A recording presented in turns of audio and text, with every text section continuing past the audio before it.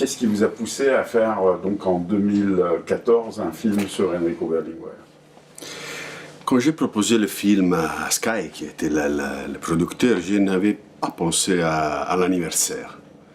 J'avais envie, parce que dans ma vie c'était une phase particulière, j'avais terminé mon engagement direct en politique et j'avais envie de faire ce que j'avais envie de faire quand j'étais jeune, tourner un film et j'avais envie de dédier ce film à un homme qui a été très important dans la vie de mon pays et aussi dans ma vie, parce que c'est grâce à Enrico Berlinguer que j'ai commencé à faire politique et que j'ai connu les expériences que j'ai faites dans ma vie. Berlinguer a été un homme absolument particulier dans l'histoire de la politique italienne, parce que il était le secrétaire du Parti communiste. Il a pris le Parti communiste quand il était au 25%. Il a fait croire jusqu'au 34%. Il a transformé le Parti communiste dans un parti qui avait, par exemple, avec l'Union soviétique, des positions très critiques. Il a fait de grandes ouvertures dans les niveaux social, économique. Il a proposé la stratégie du compromis historique, l'alliance avec la démocratie chrétienne. Et après, on a eu l'enlèvement d'Aldo Moro et après son assassination et les choses sont changées. Mais le Parti communiste italien n'est pas comparable avec les autres partis communistes du monde parce qu'on a eu Gramsci au début et Berlinguer à la fin. C'est pour ça que je voulais raconter. Mais vous savez, Togliatti, c'est une histoire un peu particulière parce que je pense que la critique, l'innovation la plus forte, c'est dans Gramsci et Berlinguer. Togliatti a écrit des pages très importantes, par exemple la résistance et après la Constitution et après le début de la démocratie. Mais par exemple, sur le rapport avec l'Union soviétique, Berlinguer a changé beaucoup de choses que Togliatti n'avait pas changé avant. Par exemple, Togliatti était avec les chars russes dans l'Hongrie de 1956. Et ça a été une erreur terrible pour l'histoire de la gauche italienne. Je pense que si la gauche italienne, si les partis communistes avaient pris la position juste, s'ils étaient avec les patriotes hongrois, je pense que l'histoire de la gauche italienne et aussi de mon pays pourrait changer. On voit donc dans le film, il y a des choses assez frappantes et notamment il y a la discussion avec cet ancien leader des Brigades Rouges qui raconte justement comment ils ont tout tenté pour mettre en échec le compromis historique. Ça a été simple d'avoir ce dialogue parce que c'est assez formidable, c'est un moment assez fort du film. Si je voulais, c'était pas facile à faire parler un homme qui a créé les Brigades Rouges en Italie. Et après, il a eu des positions critiques sur les Brigades Rouges, sur la deuxième phase des Brigades Rouges. Mais il a dit la chose que tous nous savons. Les Brigades Rouges voulaient faire contre le compromis historique tout ce qui était possible parce qu'ils pensaient que Berlinguer c'était un réformiste. Ils pensaient que Berlinguer c'était la trahison de l'histoire de la gauche révolutionnaire. Ils pensaient que le compromis historique pouvait être une stabilisation de la condition de mon pays et ils voulaient l'instabilité, ils voulaient la crise de la démocratie et ils ont eu comme adversaire principal Enrico Berlinguer et Aldo Moro, les deux hommes qui voulaient faire cette stratégie qui aujourd'hui peut sembler une chose normale. Mais nous parlons de 1976, quand il y avait les monts séparés en blocs, quand il y avait les Américains et les Soviétiques qui étaient tous les deux contre le compromis historique, parce que les Américains ne voulaient pas un parti communiste dans le gouvernement et les Soviétiques ne voulaient pas la victoire de Berlinguer, d'une idée absolument différente de l'idée de Moscou sur le socialisme. Ces deux hommes ont essayé de changer l'histoire. Ils ont perdu parce que Moro a été assassiné et Berlinguer a perdu sa perspective politique la plus importante. Mais ils ont essayé de changer notre pays et c'est pour ça que dans la mémoire du pays, ils ont une place absolument importante. Justement, Aldo Moro est tué et donc le compromis historique est condamné. Il y a, bon, non seulement le parti communiste italien connaît un certain déclin alors qu'il est arrivé au zénith, mais aussi Enrico Berlinguer connaît un déclin physique. Et ce qui est fort dans le film, c'est qu'on a l'impression que sa mort est quelque chose d'induit par tout le reste. C'est absolument vrai. J'ai dit dans les commentaires du film qu'il meurt la première fois à Biafani, le lieu dans lequel Moro a été pris par les Brigades Rouges. Si vous regardez les visages de Berlinguer avant et après l'enlèvement d'Aldo Moro, c'est absolument différent. Il a eu une souffrance réelle et aussi une souffrance quand il a dû prendre la position contraire à la négociation avec les Brigades Rouges, parce que ça a été pour lui un échec humain très difficile à d'accepter, parce qu'il devait, pour sauver la démocratie italienne, il devait dire non à sauver la vie de l'homme avec lequel il avait engagé le défi le plus important de l'histoire politique italienne. Et vous avez raison, il commence à mourir, je pense, le 16 mars de 1978. Et après, il y a cette mort à Padova incroyable, parce que vous avez vu la lutte qu'il engage avec la maladie, avec l'ictus qui lui a pris. C'est une lutte dans laquelle, pour moi, la raison fondamentale, c'est une certaine idée de la politique. Il pensait que la politique, c'était une mission, et il avait, dans ce moment, le devoir de finir son discours, de compléter son discours. C'est pour ça qu'il est arrivé jusqu'à la fin, et à la fin, les derniers mots de son discours sont parfaits. Parfaits. Parce qu'il sentait dedans qu'il avait fait ce qu'il devait faire.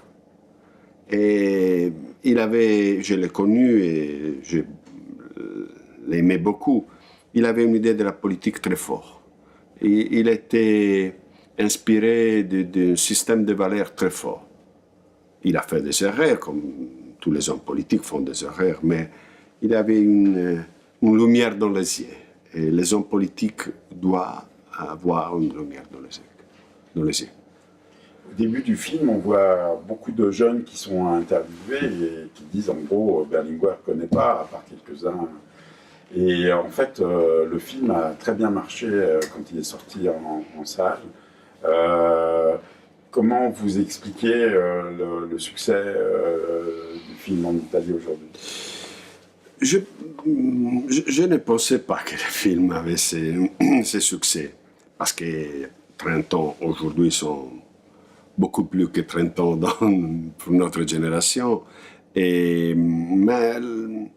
je me suis répondu, après le succès du film, que probablement le film a parlé à des questions qui, dans la société italienne aujourd'hui, sont très fortes. Le besoin de mémoire. Parce que nous vivons dans un temps dans lequel les choses sont faites avec beaucoup de vitesse. La vitesse, c'est une valeur. La mémoire, le son de l'histoire collective, mais aussi de l'histoire personnelle, C'est un besoin que je sens dans la gens. Et après, la nécessité de la profondité. On a besoin de profondité. On peut nier cette exigence parce qu'on pense qu'il faut faire tout immédiatement, il faut avoir toutes les relations possibles avec les social neutres. On peut imaginer que la vie c'est ça. Mais chacun, je crois que savent que sans profondité, la vie c'est très peu importante. Alors je pense que c'est des exigences sont la raison du succès du film. Et beaucoup de gens ont vu le film, les gens qui n'ont pas connu Berlinguer, qui ont connu à travers Berlinguer une idée un peu différente de la politique. Moi, je me souviens personnellement, j'étais en 1974 à Bologne, à la présentation de l'eurocommunisme. Et là, justement, j'ai une question, parce que c'est aussi d'un des aspects. Berlinguer était quelqu'un qui avait, en effet, une vision, mais il était à côté de quelqu'un qui a des crimes staliniens sur les mains, Santiago Carrillo, et d'un autre qui a toujours été un enfant, un jouet pour l'Union soviétique. Est-ce qu'il croyait vraiment à l'eurocommunisme en s'alliant avec le Parti communiste espagnol et le Parti communiste français? Je pense qu'il essayait de construire quelque chose de différent de l'international communiste. Et ses partenaires, dans ce moment, c'était les deux partenaires les plus proches, les Espagnols et les Français. Mais la différence entre Berlinguer et les autres, c'est que Berlinguer est allé vite dans la confrontation avec l'Union soviétique. Dans le film, il y a le discours qu'il a fait à Moscou. C'est un discours très important dans lequel il a dit, en ayant Brejnev à l'arrière, que la démocratie c'était une valeur universelle et qu'il faut garantir les libertés syndicales, religieuses, politiques. Pour Brejnev, c'était absolument absurde que le secrétaire d'un parti communiste disait des choses comme ça. Mais l'eurocommunisme, c'était une grande idée pour rendre plus faible l'Empire soviétique. Mais je pense que Berlinguer savait très bien que ses interlocuteurs n'étaient pas les interlocuteurs. Et Berlinguer, pendant le mois de l'eurocommunisme, il parlait beaucoup avec Willy Brandt. Willy Brandt était son interlocuteur, et aussi François Mitterrand.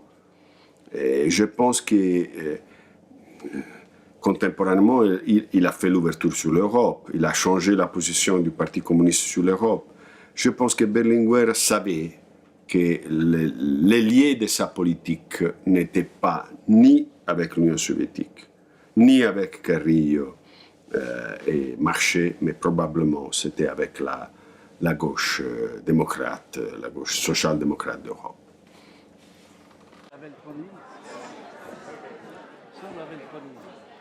Toi, tu es Staline Razuli.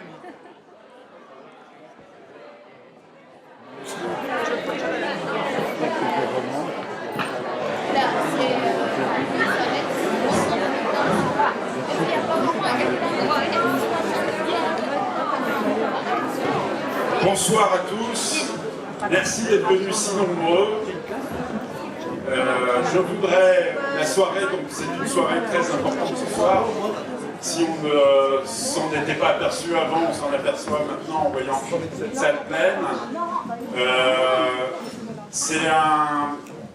On va venir à un point important, c'est-à-dire au film de Walter Veltroni. Mais d'abord, je voudrais inviter à venir vous parler sur scène Jean Gilly, qui s'occupe du festival du cinéma italien d'Annecy, qu'on voit ici. Et je lui donne la parole pour 3 minutes. Même deux. Non, je serai extrêmement bref. Je suis content que vous soyez si nombreux parce que ça permet d'être efficace vis-à-vis du Festival du cinéma italien d'Annecy. C'est pas loin. Vous pouvez essayer de venir. Ça commence exactement la semaine prochaine, mardi, avec une avant-première du film d'Alice Rohrwacher qui a remporté le prix spécial du jury au Festival de Cannes. Nous commençons avec ce film et nous enchaînons toute la semaine jusqu'au 14 avec une soixantaine de films italiens, à peu près tout ce qui s'est fait au cours de l'année en termes de cinéma italien contemporain. On fera notamment l'avant-première française du film de Mario Martone, Giovane Favoloso. On montrera aussi le film de Munzi, Anime Nere, et on va, le film de Virgile, et toute la production récente, plus un certain nombre d'hommages, notamment à Valerio Molino, qui viendra, qui sera là, in carne d'ossa. Vous pourrez venir la voir le samedi et le dimanche matin pour une rencontre avec elle. Donc je ne saurais trop vous inviter à aller sur le site www.annecycinémaitalien.com pour le détail de la programmation. Et ensuite, bien entendu, 15 jours après, on présente un assaggio, une espèce de synthèse de ce qui aurait été montré à Annecy. Mais beaucoup de films d'Annecy, notamment tous les films en compétition qui sont des premiers ou des seconds films, donc de jeunes cinéastes, on ne les verra pas à Genève. Si vous voulez les voir, il faudra venir à Annecy. J'espère avoir le plaisir de vous y accueillir. Bonne soirée.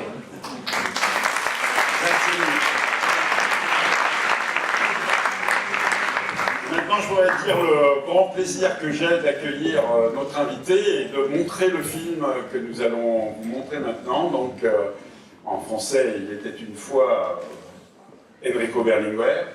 Walter Veltroni, donc, qui est venu d'Italie nous montrer ce film que j'ai découvert au printemps dernier. Et quand je l'ai vu, je lui ai écrit tout de suite une lettre pour lui dire qu'on serait très heureux de le montrer à Genève. Et je suis donc vraiment très heureux. En plus, c'est une période de l'histoire politique de l'Italie que j'ai vécue en Italie. Donc, pour moi, ça a été un film qui m'a beaucoup ému.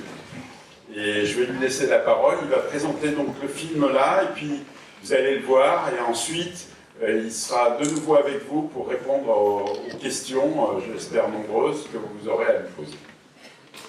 Mais si Eduardo est d'accord et que vous êtes d'accord, je pense que c'est mieux de parler après le film.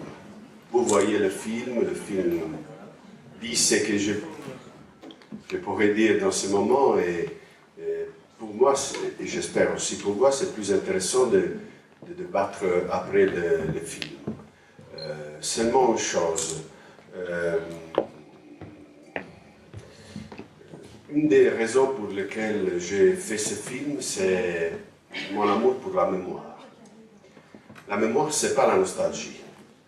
La nostalgie, c'est une autre chose. C'est pour ceux qui écrivent des romans, ou font des films, ou de la musique. Ceux qui ont eu ou ont de la responsabilité politique ou sociale n'ont pas le droit d'avoir nostalgie. Mais on a toujours besoin d'imaginer un voyage nouveau. Mais pour voyager, il faut avoir les bagages les plus justes. Et je pense que dans les bagages pour les voyages à venir, Berlinguer, pour moi, a encore une place très importante, surtout pour sa conception de la politique. Vous verrez, et j'espère qu'après on pourra discuter de ça. Mais la mémoire, l'idée que nous ne sommes pas seulement aujourd'hui, que le monde n'est pas seulement le monde de l'instant, mais c'est quelque chose qui a un passé, un futur, c'est, je crois, une des choses sur lesquelles, au niveau culturel, il faut plus travailler. Et vous verrez au commencement de ce film, à travers les réponses de jeunes qui commencent le film, vous verrez que cette nécessité, c'est une nécessité réelle. Alors, je vous souhaite un bon film, j'espère que vous l'aimerez et surtout que vous aimerez Enrico Berlinguer. Merci. Bonne projection. È una parola che non mi ha mai fatto paura, la parola comunista, a me in Italia, perché l'associo con quella correttezza, l'associo con quella faccia, con quelle parole, con quell'onestà. E quindi continua ad essere nei miei ricordi una parola bella che muore con chi in qualche modo l'ha inventata. Un addio è come un inizio e una fine, come un sottile legame che stringe.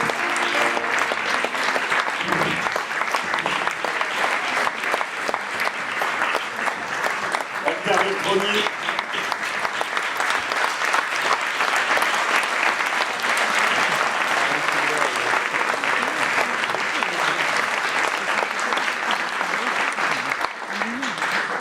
Maintenant, la parole est à vous. Donc, si vous avez des questions, c'est le moment.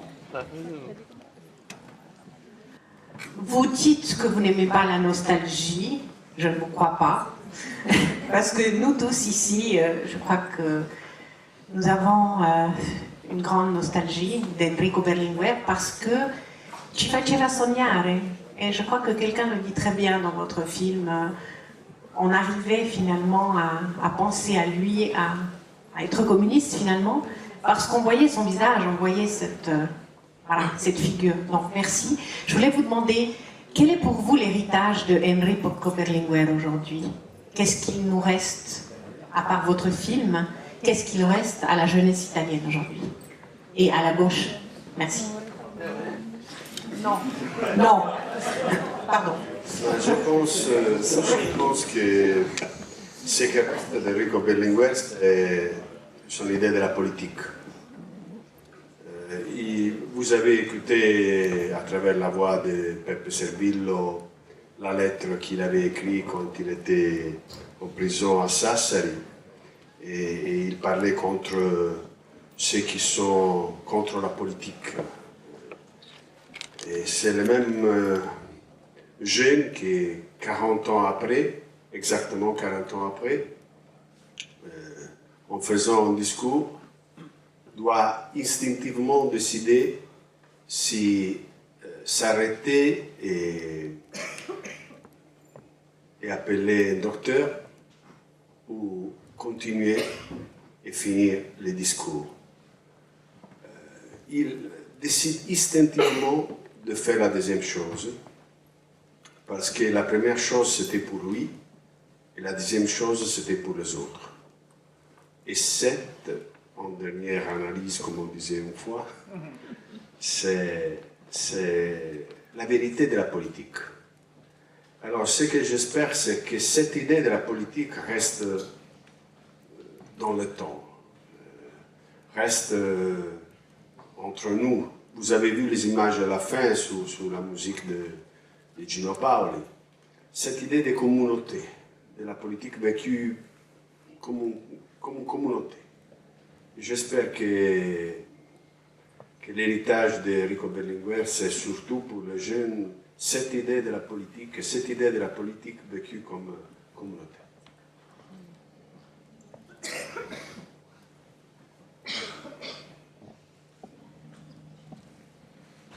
D'autres questions?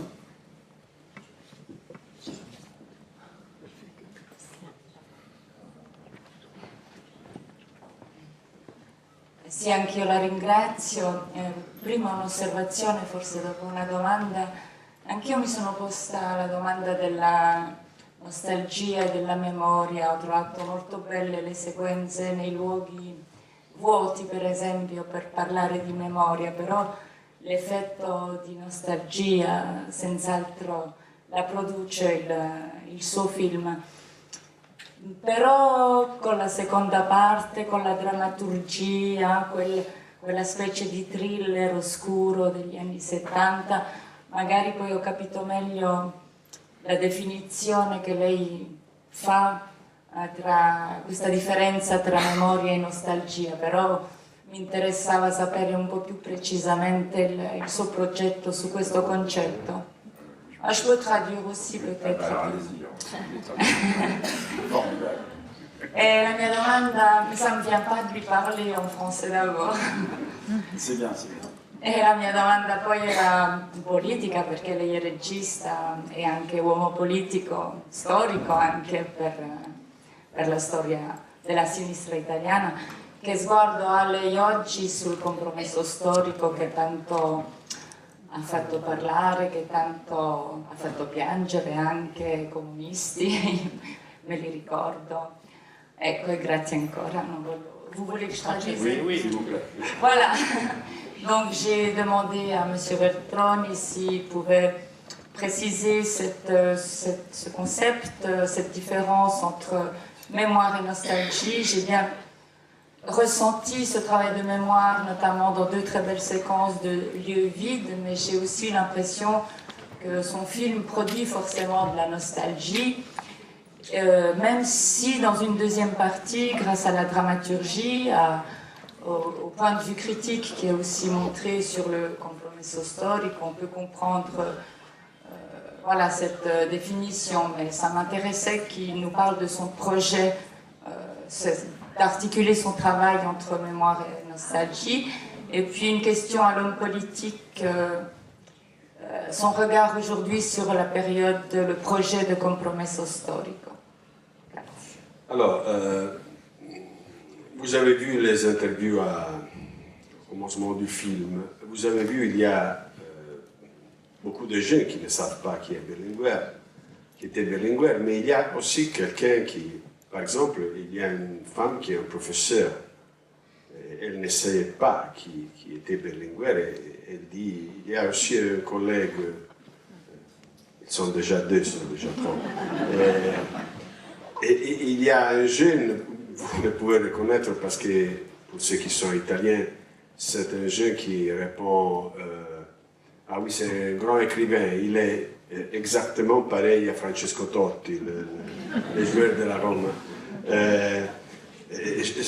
Il y a une partie que j'ai coupée parce que c'était trop.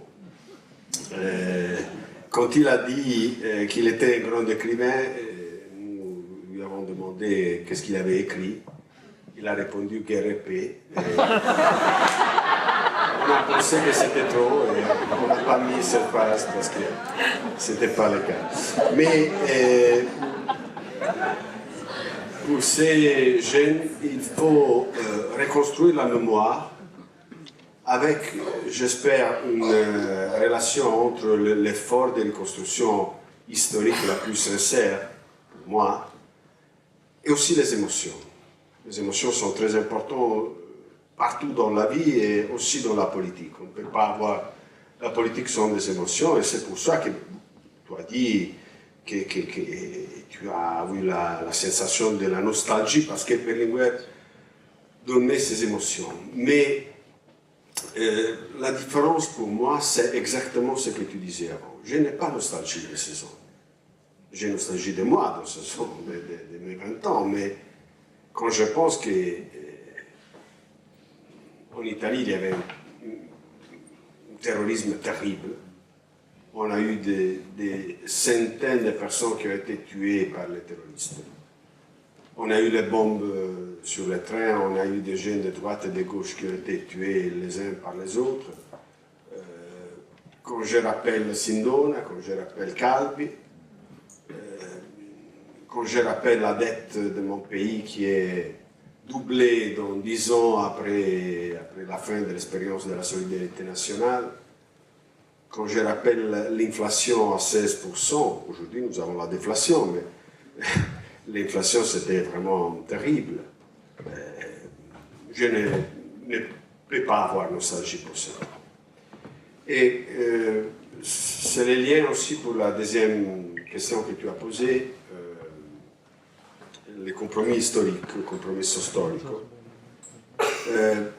Pourquoi Berlinguer a proposé, dans le moment dans lequel la gauche italienne était plus forte de son histoire, pourquoi lui a proposé l'alliance avec la démocratie chrétienne? C'était pas facile, on a beaucoup discuté, on a eu aussi des divisions, à la fin on a approuvé cette politique, mais pourquoi il a fait ça? Exactement, j'espère, pour la raison que j'ai essayé de démontrer dans ce film. Cet élément divisé en blocs, cet élément avec l'Union soviétique et avec les États-Unis. Ni les uns ni les autres voulaient que le compromis historique était en condition de se réaliser. Ils ont fait tout ce qu'ils pouvaient faire pour mettre la démocratie chrétienne de Moro et le Parti communiste de Berlinguer dans la condition de ne pas rejoindre cet objectif. Berlinguer savait ça. Et quand il a proposé dans le 1973 la naissance du compromesso storico, il avait vu l'histoire du Chili. Il avait vu que le gouvernement de l'Allianza Popolare de Salvador Allende était battu pas seulement par le coup d'État de Pinochet, mais par le soutien international du coup d'État. Il avait vu le terrorisme en Italie, il avait vu ce qu'il arrivait avec, à partir des bombes de Piazza Fontana de 1969, et il savait que le Parti communiste était trop grand pour rester à l'opposition et que la démocratie chrétienne avait terminé son expérience de centre-gauche avec le parti traditionnel. Et donc, le seul moyen à travers lequel on pouvait imaginer d'avoir un nouveau gouvernement avec la participation du Parti communiste, c'était avec la démocratie chrétienne. Vous avez écouté la réponse qu'il donne, je crois, très clairement à la question sur la possibilité de gouverner avec les 51%. Et il dit non, je ne suis pas d'accord, parce que l'autre moitié du pays, et il ne pensait seulement aux citoyens, il pensait aussi au pouvoir, aux différents pouvoirs qui ne voulaient pas cette politique, peuvent mettre le pays dans la condition de la perte de la démocratie. Alors c'est pour ça qu'il a proposé le compromesso storico. Et tant il avait raison, et Moro pensait de l'autre côté la même chose, et tant il avait raison que Moro a été enlevé après tué. La confirmation des motivations les plus importantes du compromesso storico est dans l'enlèvement d'Aldo Moro, dans la fin d'Aldo Moro. C'est pour ça que je ne peux pas avoir nostalgie. J'ai nostalgie d'Enrico Berlinguer. Mais le film produit de la nostalgie. Il y a une Mais de Berlinguer, j'espère. Nostalgie de l'époque, de l'honnêteté, de la figure morale. Mais de l'honnêteté de Berlinguer, non de l'honnêteté de Calvi.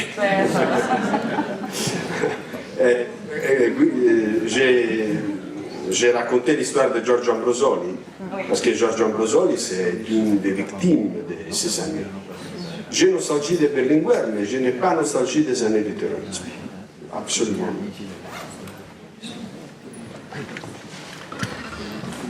Quels étaient les rapports entre Andreotti et Berlinguer et quelle était l'attitude d'Andreotti au moment où il y avait ces alliances entre Moro et Berlinguer?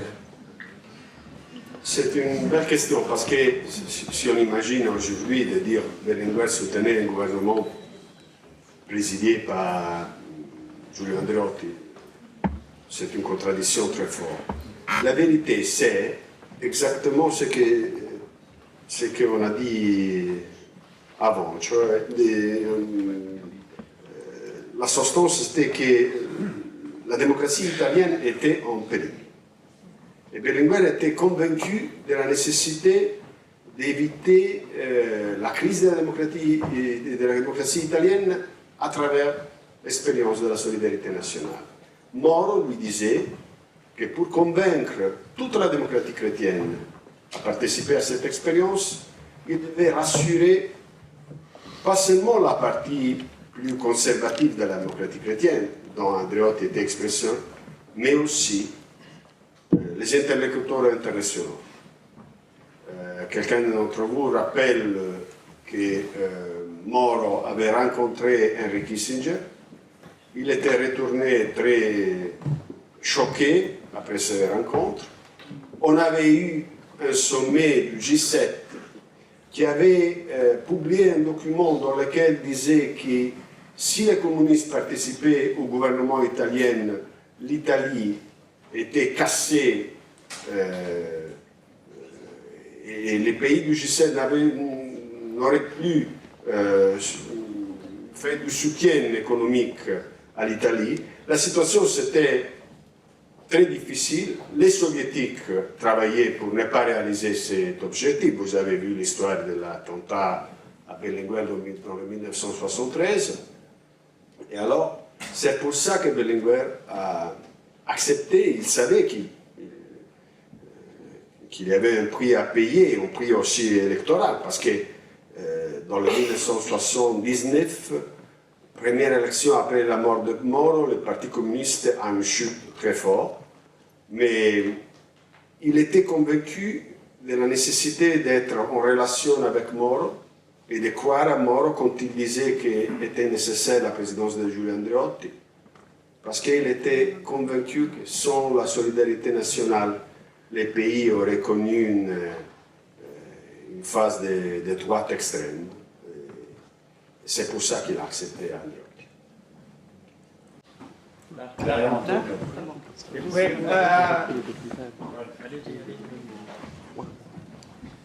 Una domanda un po' forse provocatoria che poi importa ai giorni nostri. Questo è l'insegnamento che ogni tanto per il bene supremo del paese bisogna parlare e anche fare qualche progetto con avversari con cui ci si è battuti anche duramente.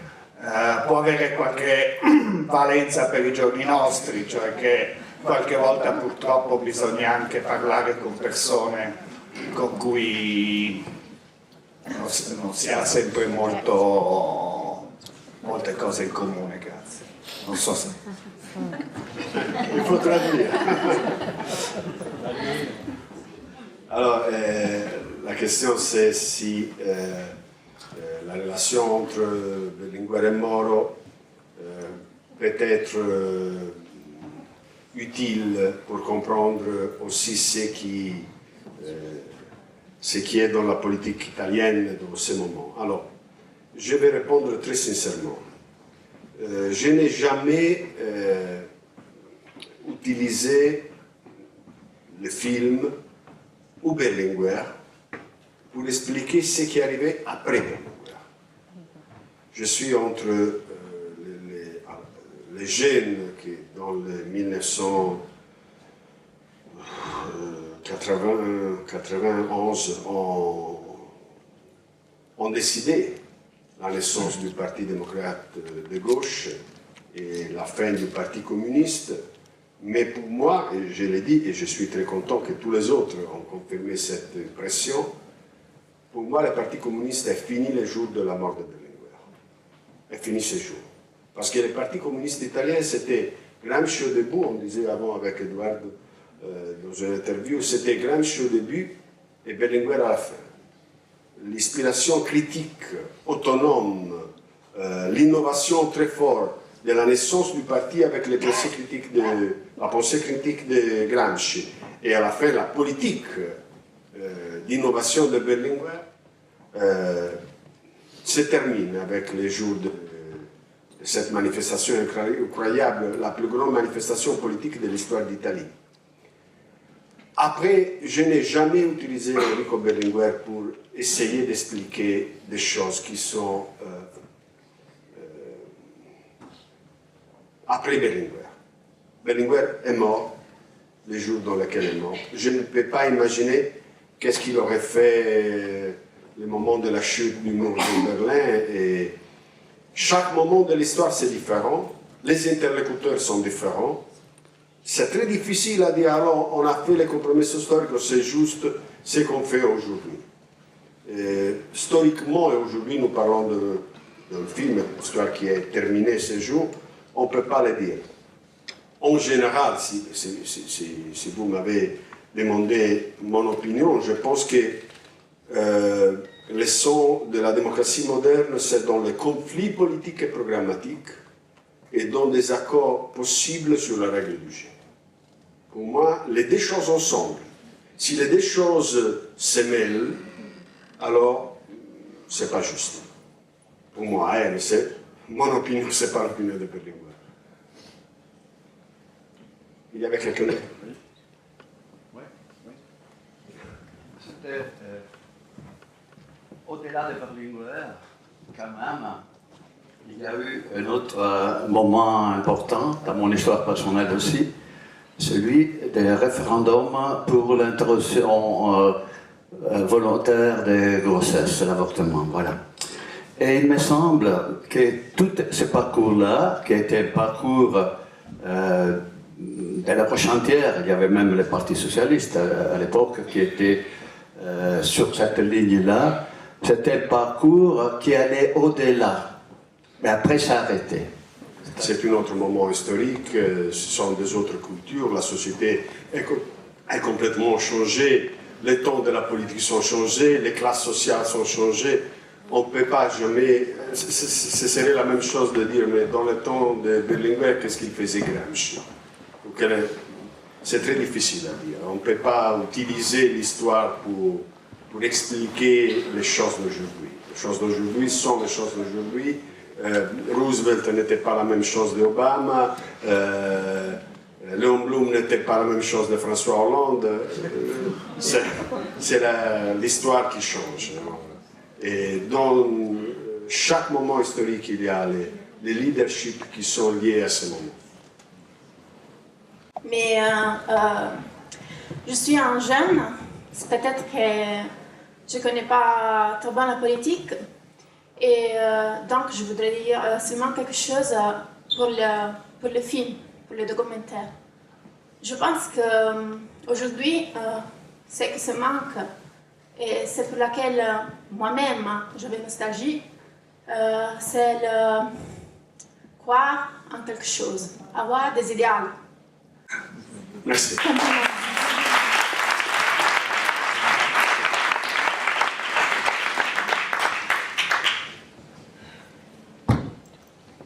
Il y a encore une question.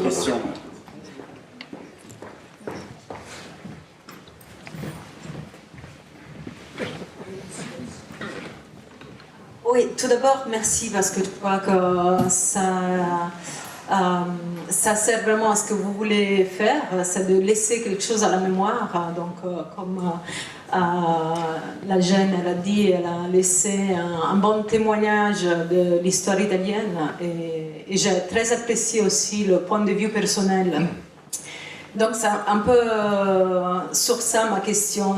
Vous ne croyez pas, parce que de la façon dans laquelle vous le racontez, il semble que tout est un peu focalisé sur un erreur de terminologie. Il semble que Berlinguer, il a appelé un parti communiste, et après il passe ses efforts, il focalise ses efforts à expliquer au monde que ce qu'il voulait faire, c'est quelque chose de différent. Donc il y a cette diversité de laquelle Kosygin parle, mais il doit expliquer au monde que ce n'est pas communiste comme en Russie, ce n'est pas communiste comme les Américains le croient, c'est communiste de sa façon. Donc vous ne croyez pas qu'il y a tout est focalisé en fait sur l'utilisation d'un mot? C'est une belle question, mais vous savez, Berlinguer avait le courage, et c'est pour ça que je l'ai aimé beaucoup, de faire une opération très difficile. Alors, c'est la même question que nous avons discuté avant. C'est clair qu'aujourd'hui, on ne peut pas imaginer une dimension politique de la gauche qui n'est pas dans l'horizon de la démocratie, du socialisme démocrate ou quelque chose comme ça. Mais alors, c'était pas si clair, c'est sans discussion. Il a la force, j'ai essayé de raconter ça, il a la force de faire du parti communiste, d'un parti qui s'appelait communiste, un parti auquel pouvaient regarder tous ceux qui avaient envie d'avoir un pays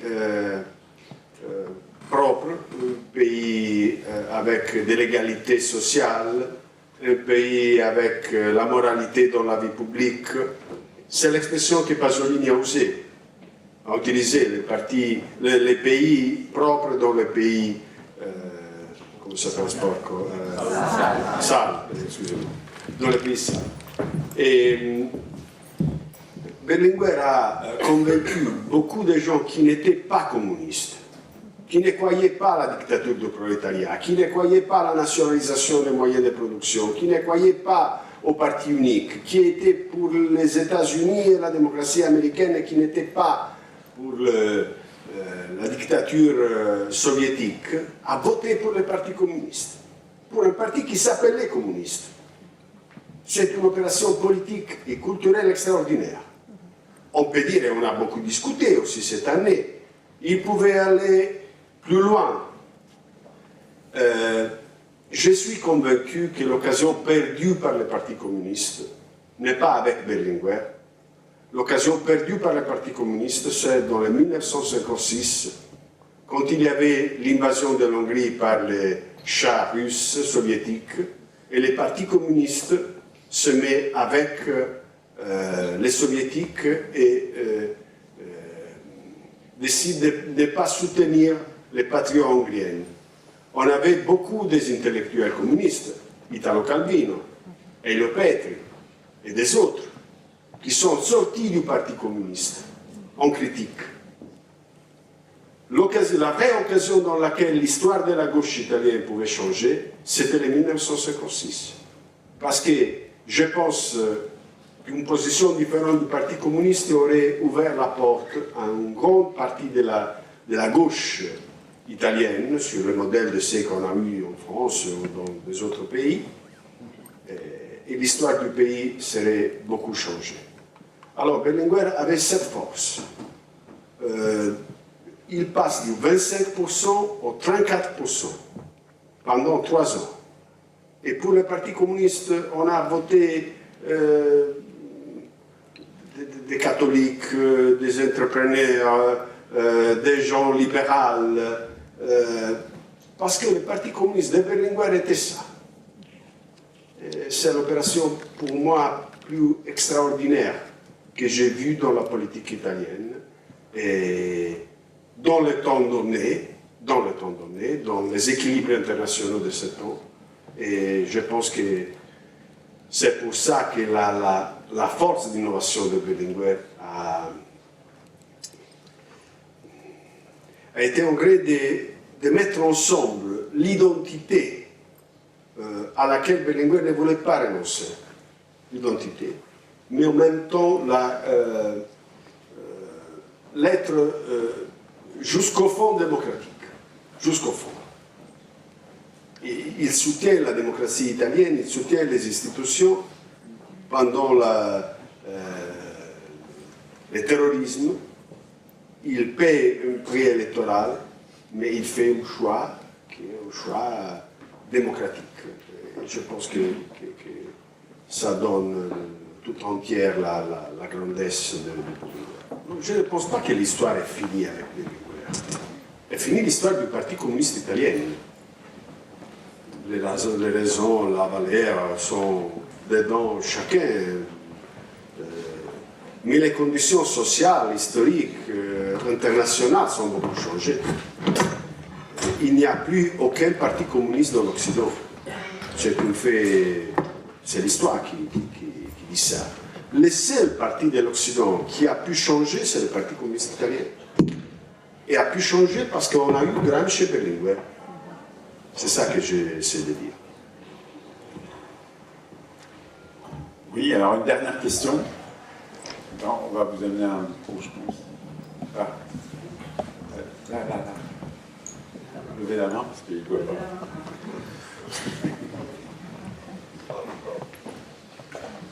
Merci, j'ai beaucoup aimé le film. Et je trouve qu'il y a juste un point pas convaincant dans le film, c'est vers la fin, où justement ces passages qu'on commentait juste là, en disant oui, de toute façon, le Parti communiste, il était fini avec Berlinguer. Et je pense que c'est un peu vite fait, vite dit, un peu facile. Parce qu'après, il y a eu des transitions, des transformations. C'est clair que la transformation et la création du PDS, c'était dans une grande ambition et dans le moment, l'ambition du moment. Mais c'est vrai aussi que les responsables des différentes transitions du parti ont amené au fait que maintenant, on ne retrouve plus trace de ce patrimoine. Si, mais, vous voyez, c'est pas moi seulement à dire que le Parti communiste est fini. Ce sont les dirigeants du Parti communiste historique. Aldo Tortorella, Emanuele Macaluso, Giorgio Napolitano, Sergio Segre, les militants qui étaient avec Enrico Berlinguer, ils disent la même chose. Mais c'est évident, c'est évident. Après la fin de Berlinguer, toutes les autres choses ont été des choses très douloureuses. L'expérience après Berlinguer, à la secrétaire de Natta, ont été des expériences très douloureuses. On a complètement, ce patrimoine a complètement disparu, je ne sais pas. Je sais que beaucoup de femmes et des hommes ont ces valeurs, les valeurs, parce que ce qui reste sont des valeurs.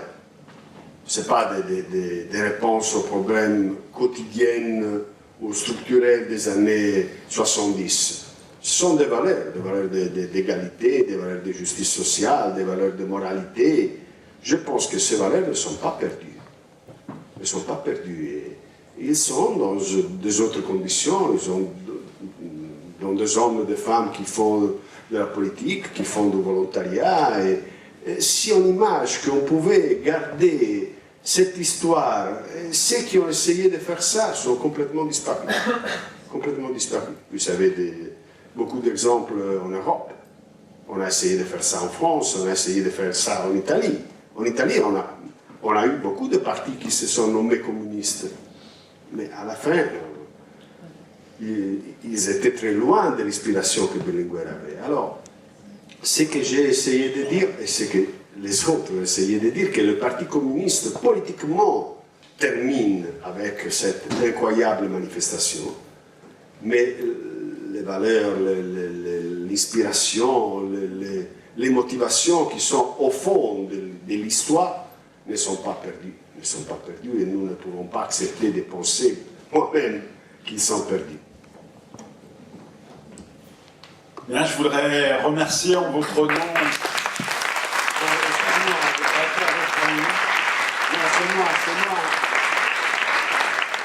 C'est moi. Je vais remercier vraiment beaucoup Eduardo Weintraub parce qu'il aime le cinéma comme très peu des hommes et des femmes aiment le cinéma dans l'Europe. Alors, je pense que cette expérience de cinéma à Genève, ce qu'il fait pour le Festival de Cannes, vous donne l'opportunité d'avoir ici, comme organisateur culturel et cinématographique, un des hommes les plus passionnés de cinéma que je pense on peut trouver aujourd'hui. Et alors, je vais les remercier vraiment de l'invitation et de cette occasion de discussion avec vous. Et je vais remercier vous tous parce que nous sommes presque à minuit et c'est extraordinaire de vous avoir ici encore.